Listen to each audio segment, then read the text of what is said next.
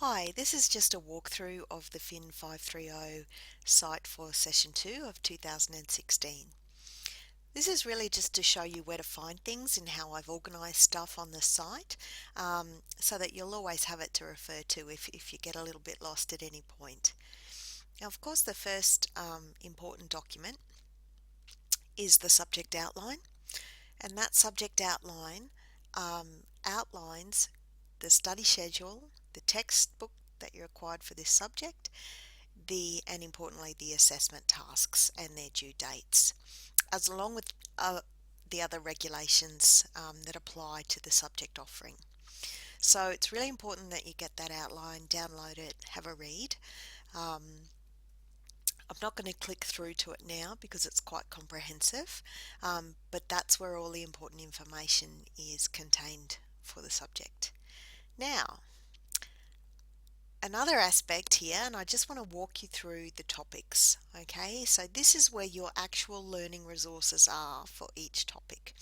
So if you go and click through on topics, okay, you can see that I've made a little video there outlining why the subjects design their way it is for the online environment, so you can have a look at that at your leisure. But basically all your learning materials, another click through here under topics. Now I'm going to go into topic 3 because it's all the topics are set out the same way, but topic 3 has basically everything in it, if you like.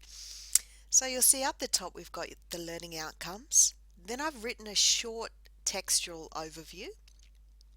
Then there's your reading, so this is your text, and then any additional readings you'll be able to click through from this area, okay, that are not textbook readings. And then very importantly we come to an interactive tutorial. Now this tutorial contains both a video where I give you a verbal outline of the important aspects of this topic, but also then moves on to some slides, some voiceover slides, so it's almost like a mini lecture. So that's a really great way to get a great overview of the topic, supported by your reading.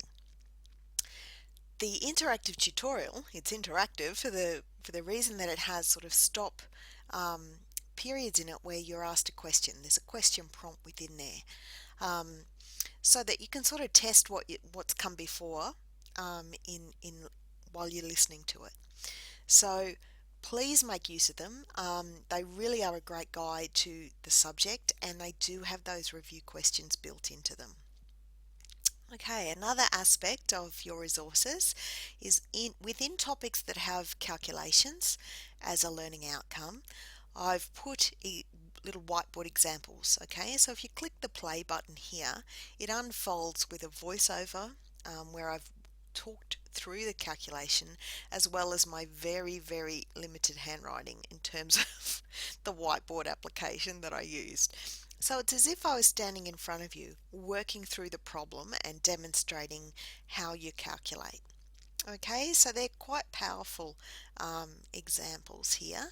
So there's two within topic 3, a holding period yield and a bill pricing calculation.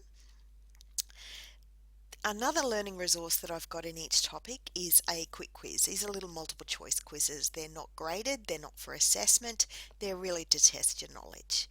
Okay, and then the review questions. I really encourage people to really prepare a good set of notes around these because I've designed them to address the learning outcomes in each topic.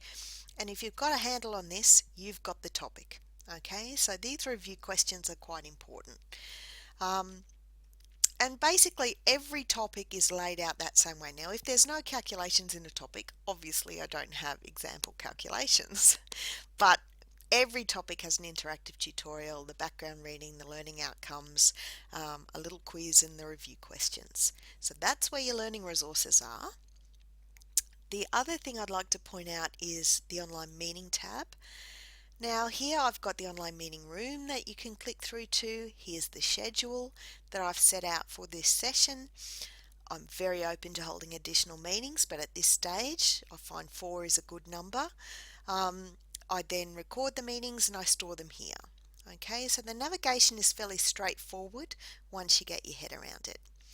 Now, another thing I wanted to show you was in this subject. Assessment 1 is that you form a group and take 1 week leading the current issue in finance discussion for that week. So you'll see if we go to our discussions page, we've got our general class introduction, where you put, "Hi, I'm Frank from Hobart," and tell us a little bit about yourself, which I love reading, I've got to say.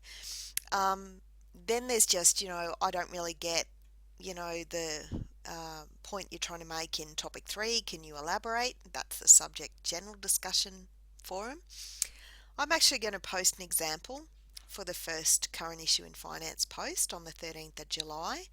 But then after that, it's over to you guys. So group 1 is going to post on the 20th of July, group 2, group 3, etc., etc. So that's where the post goes and the discussion takes place in this forum. To sign up for your group, you click on that current issues in finance discussion groups. You then sign up to a particular group or date that suits you. I've got a reveal, if you want to sign up with people that you've studied with before, that's cool. So all of those things are set up for you to just click through, sign your name up. Once you've signed up to a group, along this left-hand side menu, your group collaboration tools will appear. That's a discussion forum, wikis, blogs, a whole range of collaboration tools that you can collaborate with your group to prepare your discussion posts. They're only limited to your group. Okay guys, that was just a brief cook's tour of how I've laid the subject out.